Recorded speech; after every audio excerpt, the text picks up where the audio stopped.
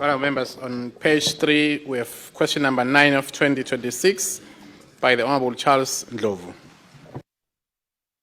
Sibonga Mr. Clerk, umhlonishwa waseNkutseni. Ngiyabonga, Honourable Speaker. Question 9 of 2026. Sibonga umhlonishwa waseNkutseni, induna ehloniphekile yelitiko laka Natural Resources and Energy Vanenkosi.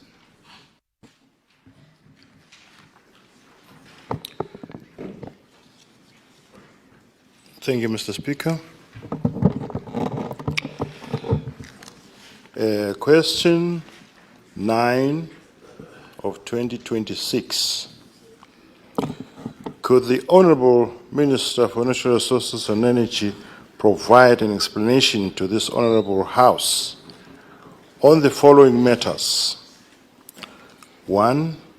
The rationale for reviewing the contract of the incumbent Chief Executive Officer of the Eswatini Energy Regulatory Authority, ESERA, notwithstanding that the said officer has attained the age of 60 years, being the prescribed retirement age. Number 2, the reasons for the Ministry's intention to renew the contract of the Managing Director of the Eswatini Electricity Company, EEC, who has also attained retirement age. And number 3, whether such decisions are consistent with the provisions of the law and the expectations of the countries regarding the observance of retirement policies and the principles of good governance in public appointments. Mr. Speaker,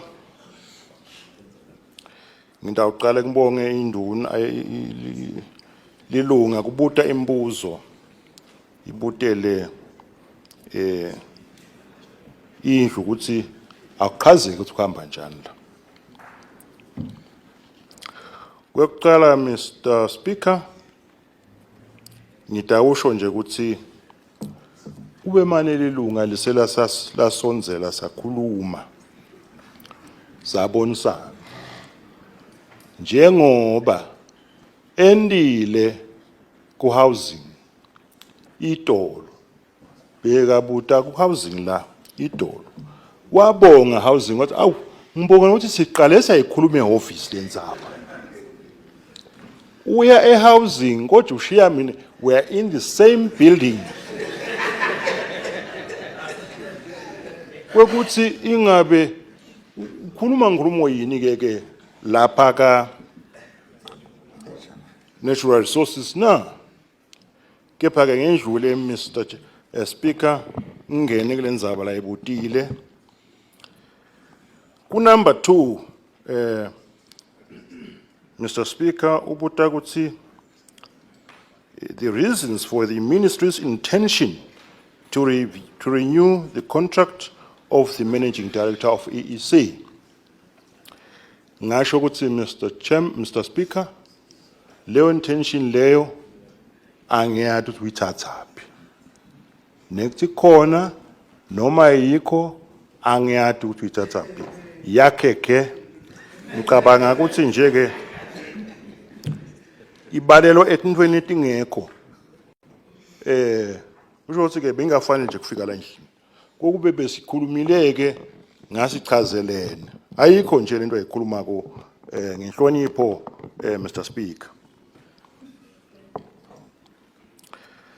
Enzabeni ke yaka Eswatini Energy Regulatory Authority yalo regulator wakhona liqiniso Mr.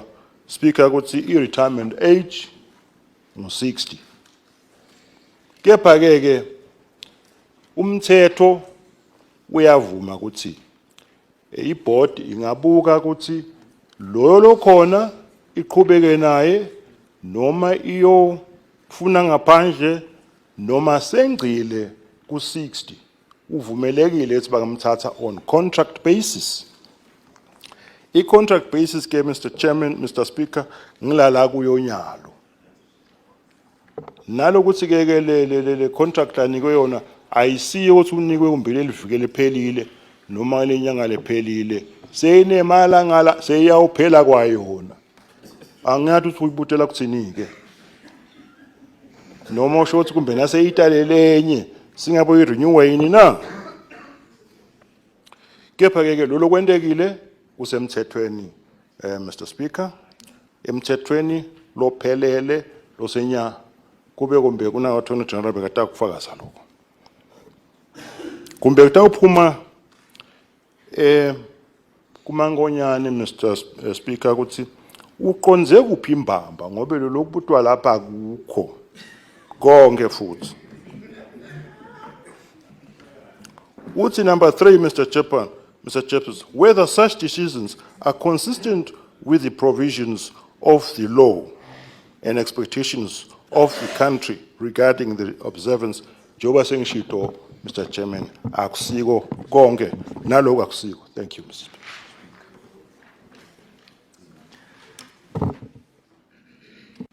Sibonge induna ehloniphekile Mbanenkosi, Natural Resources and Energy. Bakhona abanemangonyane bahlonishwa. Ubangeva buhlungu labatawusala. Kutawungena inhlambeni kungena imayiwane bese kungena ke umnikati wale question. Basenhlambeni. Cha siyabonga Mcondzisi. Maybe wami umbuto omunye Mcondzisi. Kufuna ukuchecka nje kulo number 1 Mcondzisi lothi ngabe induna nayithi seyaphela le contract iphela nini vele ngiveshe ngathi sibanale intention to extend ngabe uqinisile indvele kanzi so ufikile ngale kwale retirement. Ngiyabonga Mcondzisi. Sibonga mhlonishwa Nhlambeni, mhlonishwa wasemayiwane. Siyabonga mhlonishwa Speaker. Kungaba kucela indvuna ukuthi kwecala can the Minister for Natural Resources unpack the contract status for the Executive Officer of Eswatini Energy Regulatory Authority, unpack. And number 2, can the Minister of Natural Resources unpack the contract status of the Chief Executive Officer waka EEC? Ngasho kanjalo Speaker, amane andlalele indlu ngiyabonga. Sibonga mhlonishwa wasemayiwane, umhlonishwa waseNgutheni. Ngiyabonga Honorable Speaker. Ngathi nami nginemangonyane lamathathu. Lingonyane lecala ngifuna ukuhlola indvuna yaka Natural Resources and Energy. Kuthi yathi ukuthi livela kangwane. Line unemployment rate lesetulu lik number 1 nabalibuka mhlawumbe ngase Africa, especially le youth unemployment. And number 2, mhlawumbe nangambuta ngiqondise kuye ukuthi unaye umntwana lo ngasebenzi lo hlele ekhaya. And then number 3, uyambhadala ingesi yena nje ekhaya lakhe. Mhlawumbe kwesithathu lokuthi in terms of lama officers lamabili ekusiteni leave kwehlisa inzengo ya gas bendeni lababili kuse bangadeserve renewal. Asibonge mhlonishwa waseNgutheni, Mbanenkosi induna ka Natural Resources and Energy. Iphendule mangonyane indvuna nayibona ukuthi awu leti ngathi inkunzi leti yawuda ngalenye indlela indvuna yehloniphekile. Mr. Speaker, akudingi bese lokuthiwani tinkunzi leti. Tinkunzi ke tifuna kuhlalwa phasi tibonakale ukuthi ti banjwa njani. Kepha ke endzabeni yikwekuthi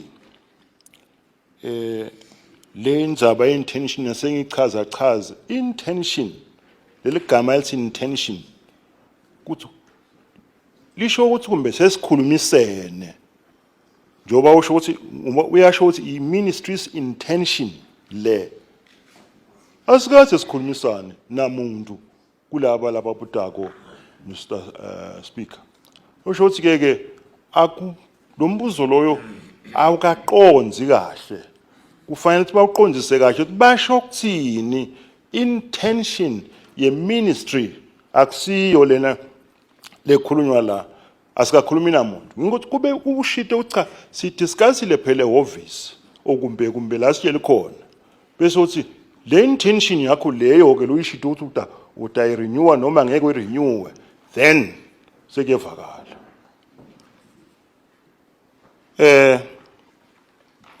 nakuthiwa ngipheke le ndzaba yaka Esera Mr Speaker kuthi menjani mina lengikwatiko ukuthi indzaba yaka Esera uyasebenta chief executive lapha i-contract yakhe seyihambile nemalanga ikhona and ke kusede ibhodi lekhala ngako ukuthi kunjani aseyikhalile ibhodi ngaye kuthi kunjani isithathe siyabona ukuthi kwenta njani ngoba kurecommenda yona ibhodi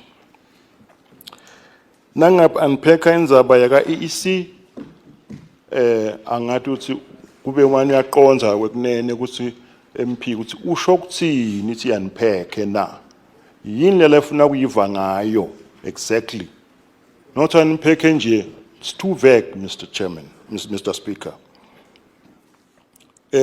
indzaba yakuthi ngiyati yini ukuthi i-unemployment inkulu la ekhaya kude longakwati lokho Mr Chairman Mr Speaker indzaba yebantwana bami labangasebenzi bakhona yini na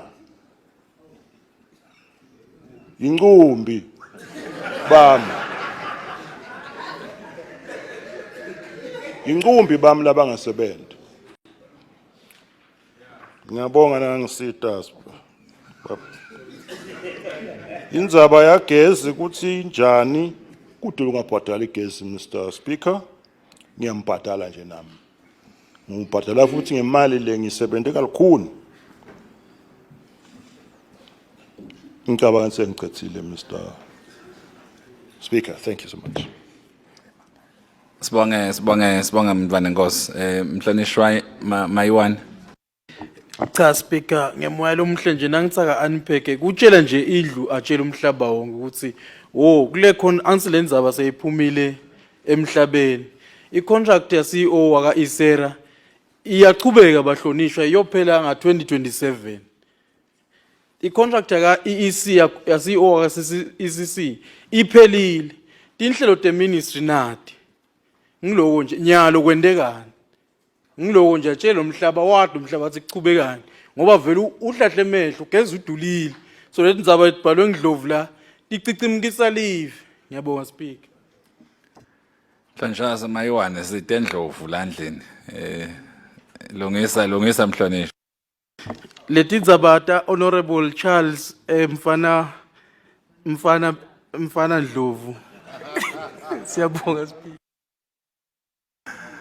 cha siyabonga Mayiwane mhlonishwa Nhlambeni so covered cha siyabonga bahlonishwa ninalo lungelo lekubuyisa emotion bahlonishwa nangabe kusho ukuthi kukhona le ningakaphendule kahle kuko otherwise induna iphendulile bahlonishwa Mr Clerk